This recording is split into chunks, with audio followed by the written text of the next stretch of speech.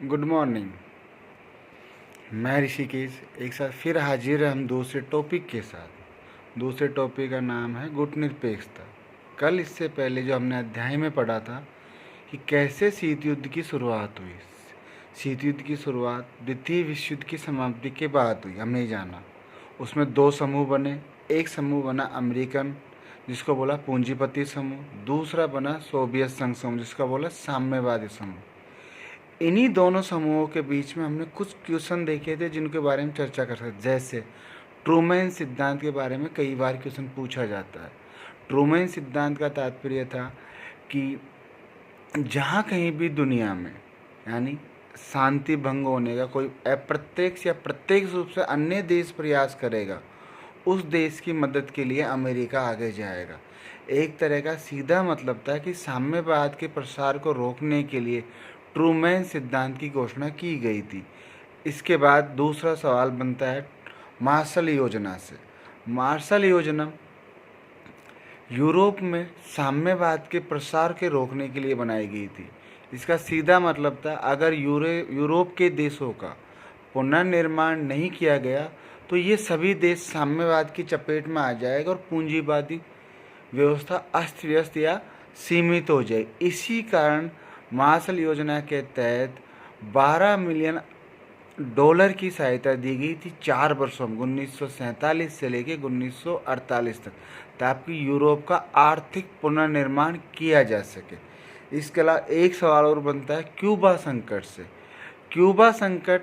Cuba Atlantic महाद्वीप उत्तरी Atlantic महाद्वीप या कह सकते हैं कैरिबियन सी में स्थित एक छोटा सा देश है, जहाँ का राष्ट्रपति था फिदेल कास्त्रो, जो एक तानाशाह कह सकते हैं, साम्यवादी देश था और अमेरिका की सीमा पे बहुत नज़दीक से सटा हुआ देश है क्यूबा। यहाँ पर जब अमेरिका ने तुर्की में मिसाइल लगाई तो इसके बदले में सोवियत संघ ने क्यूबा में भी मिसाइल लगा दी। क्यूबा अमेरिका के इतने नज़दीक था कि वहाँ के कई सैन्य संगठन नष्ट हो सकते थे। अब दुनिया को लग रहा था कि एक तरह का तीसरा महायुद्ध है, पर पीछे कौन हटे? सोवियत संघ हटना चाहेगा, अमेरिका हटना चाहे। सभी देशों ने काफ़ी प्रयास किए, सभी को लग रहा था कि तीसरा विश्व युद्ध होगा ही होगा।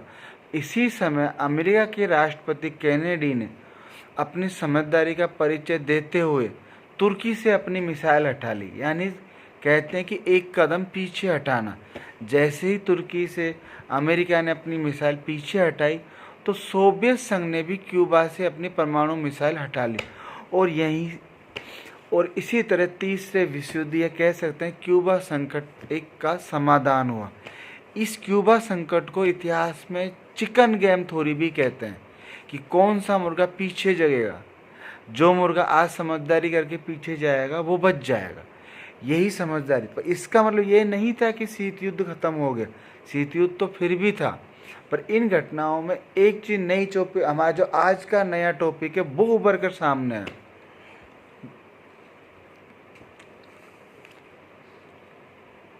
कर दिया। कल के अध्याय में हमने पढ़ने के बाद एक नया टॉपिक स्टार्ट करते हैं आज से, गुटनिरपेक्ष। गुटनिरपेक्ष की शुरुआत हम जानते हैं कहाँ से हुई। द्वितीय विश्व युद्ध के समय द्वितीय विश्व युद्ध की समाप्ति के बाद विश्व दो गुटों में विभाजित हो गए। एक गुट था पूंजीपति गुट, दूसरा था साम्यवादी गुट। इन दोनों गुटों ने अपने सैनिक संगठन और आर्थिक नीतियों के माध्यम से विश्व को कितने भागों में बांट दिया था? 2 भागों में बांट दिया था। इसी कारण साम्राज्यवाद और उपनिवेशवाद की घटनाओं से पीड़ित देश जो स्वतंत्र हुए थे वो दोनों ही समूहों में शामिल नहीं होना चाहते थे।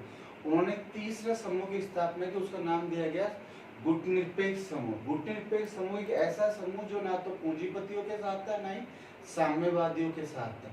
ये चीज समझ। अब गुटनिरपेक्ष की नींव कहाँ से पड़ी?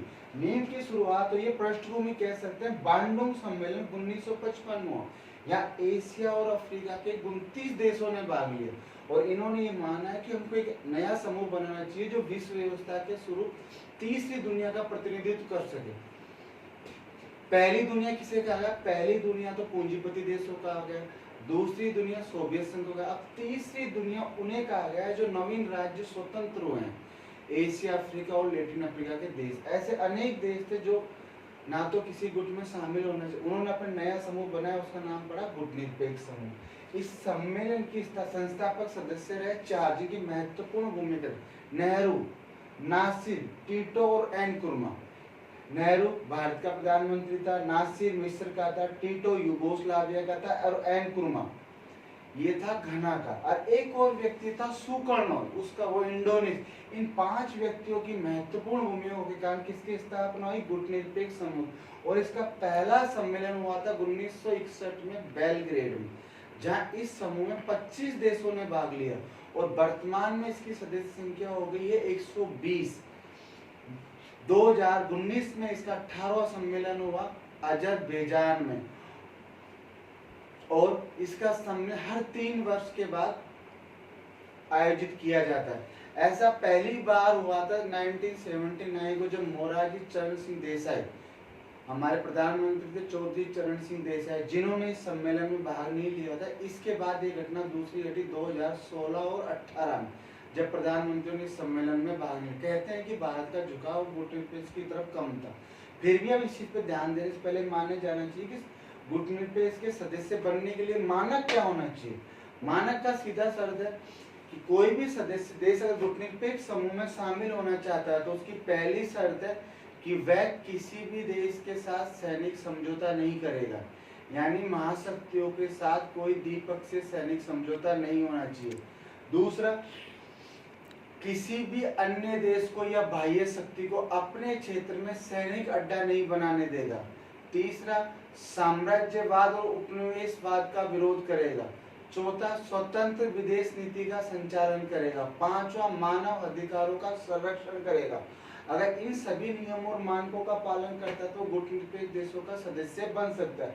परंतु इसी के बाद सवाल ये बनता है कि गुटनिरपेक्ष ऐसा क्या था जो जरूरी था वर्तमान समय में। इससे बीच में ही एक नई चीज मांग उठने लगी गुटनिरपेक्ष के मन से, नई अंतर्राष्ट्रीय आर्थिक व्यवस्था। नई अंतर्राष्ट्रीय आर्थिक व्यवस्था की शुरुआत तो हम कह सकते हैं 1960 से 1970 के दशक में हो गई थी, क्योंकि अक्टांडा सम्मेलन हुआ था। अक्टांडा सम्मेलन 1964 में, जब तीसरी दुनिया के देशों ने पहली बार नई अंतर्राष्ट्रीय आर्थिक नीति की मांग की, पर इसकी पूर्ण मांग की शुरुआत हुई अल्जीरिया सम्मेलन हुआ 1974 में गुटनिरपेक्ष का, जहां नई अंतर्राष्ट्रीय व्यवस्था की मांग इन्होंने सीधी मांग उत्तरी ध्रुव यानी पूंजीपति देशों से की।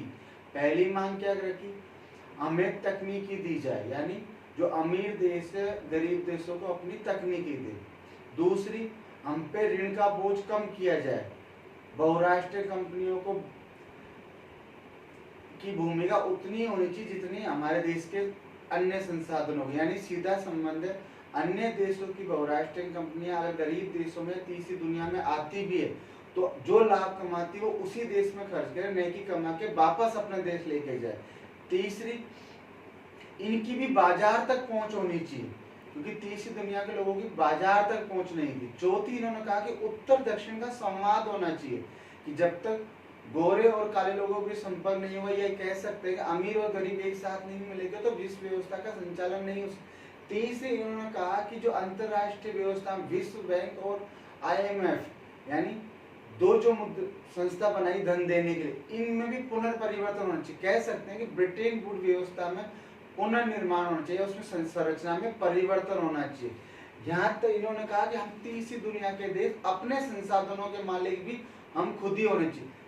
फिर बताता हूँ क्या क्या मांग की। पहली मांग की तीसरी दुनिया के देशों ने, पहली मांग ये थी कि नई अंतर्राष्ट्रीय आर्थिक व्यवस्था होनी चाहिए। इसके तहत बहुराष्ट्रीय कंपनियां जिन संसाधनों का हमारे देश में दोहन करती है उसकी पूंजी वहीं पे लगाए, नहीं कि अपने देश लाभ कमाए। दूसरा, जो विश्व बैंक और IMF ऋण देते हैं उनकी ऋण में दरों में परिवर्तन होना चाहिए। तीसरी, इन्होंने कहा कि प्रथम दुनिया के तरफ यानी पूंजीपति बाजार में भी तीसरी दुनिया का प्रवेश होना चाहिए।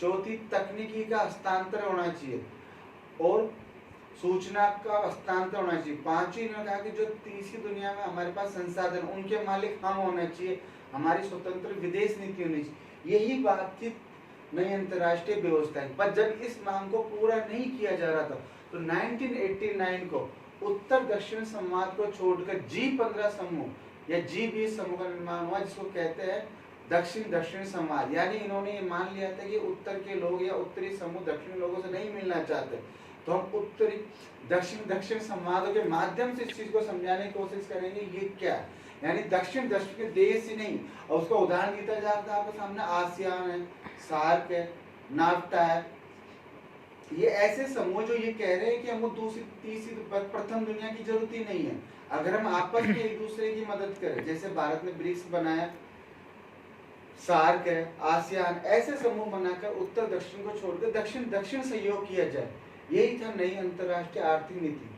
पर इसी के बाद ये सवाल उठता है कि 1991 में जब सोवियत संघ का विखंडन हो गया तो गुटनिरपेक्ष देश की प्रासंगिकता है कि नहीं है। तब इस पर महत्वपूर्ण बात ये होती है कि प्रासंगिकता इसलिए क्योंकि गुटनिरपेक्ष का निर्माण, कुछ लोगों ने इसका अर्थ अलग अलग बताया। किसी ने कहा असंलग्नता, असंलग्नता का मतलब होता है ये नहीं कि हम किसी से दूर है, इसका मतलब ये कि विश्व व्यवस्था में स्वतंत्र विदेश नीति का संचालन कर रहे हैं, पर ये नहीं मानते कि हम किसी गुटों के साथ, कोई तटस्थ भी नहीं है। जब जब भी युद्ध विश्व में अंतर्राष्ट्रीय युद्ध की घटना घटने लगी, तीसरी दुनिया के देशों ने गुटनिरपेक्ष में महत्वपूर्ण भूमिका अदा की। और इसकी प्रासंगिकता इसलिए भी है कि पहली इसलिए क्योंकि जलवायु परिवर्तन की एक समस्या है, आतंकवाद, शरणार्थियों की समस्या जो रोहिंग्या जैसे हम कह सकते हैं, नस्ली मादक पदार्थ, देह व्यापार, ऐसी जो तीसरी दुनिया में अधिकतर ये समस्या है जो आज भी है। अगर ये तीसरी दुनिया के देश इन सबका समाधान करना चाहो तो गुटनिरपेक्ष देश के मंच के माध्यम से ही किया जा सकता। और ये मंच किसी और के विरुद्ध में नहीं बनाया था कि ना तो कोई सोवियत संघ के विरुद्ध, ना ही कोई अपने अमेरिका के विरुद्ध, ये स्वतंत्र देशों का समूह था जो अपनी समस्याओं का समाधान करना चाह रहा था नई विश्व व्यवस्था में। और जब तक नई नई समस्या आएगी, अब आज कह सकते हैं कोरोना एक नई समस्या, तो संपूर्ण विश्व तीसरी दुनिया के देशों की महत्वपूर्ण भूमिका है। यहाँ तक यूरोप के सक्षम देश जिस चीज का समाधान करने में सफल नहीं, भारत जैसे देशों ने उसमें काफी महत्वपूर्ण भूमिका अदा की है। धन्यवाद, थैंक यू।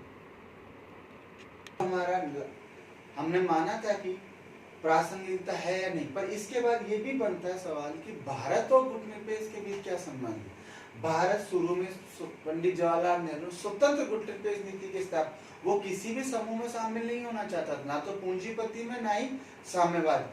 यहाँ तक कि सोवियत संघ ने तो भारत को सबसे बड़ा मित्र भी कहा था कि हम इसके मित्र। 1971 में सोवियत संघ संधि हुई, पर भारत ने कहा मैं इस संधि का मतलब ये नहीं कि गुट में शामिल, हमारी स्वतंत्र विदेश नीति है, जब भी अंतर्राष्ट्रीय कोई समस्या होगी तो हम उसके मंच पे ही समाधान करने हैं किसी गुट के माध्यम। पर वर्तमान में जो भारत का झुकाव गुटनिरपेक्ष से कम होता जा रहा है, कारण इसका सीधा सा है क्योंकि गुटनिरपेक्ष देशों में एकता का नहीं, विचारों उद्देश्यों में कोई समानता नहीं, ना ही कोई कार्रवाई कर पा, ना ही एक दूसरे का सहयोग कर पा रहे। और सबसे बड़ी बात, भारत भी चाहता है कि मैं विकसित देश बनूं, और विकसित देश बनने के लिए पहले खुद की अर्थव्यवस्था मजबूत करना चाहिए। यहाँ भारत ने अपनी गुटनिरपेक्षता ये नहीं कह रहा है कि मैं दुनिया से अलग थलूं, पर वो चाहता है कि मुझे भी पूंजीपति, यहाँ तक भारत समाजवादी अर्थव्यवस्था अपनाने के बाद मिश्रित अर्थव्यवस्था, आज हम उदारवादी चरण में, और उदारवादी चरण में तो हम गुटनिरपेक्ष देशों के साथ काम तो कर सकते हैं, पर अपने स्वतंत्र विदेश नीति का पालन करते ये कहते हैं कि हमें भी धन की जरूरत है, हमारी मूलभूत आवश्यकता की पूर्ति कर, इसीलिए कह सकते हैं कि वर्तमान समय भारत का झुकाव गुटनिरपेक्ष तरफ कम है। ओके।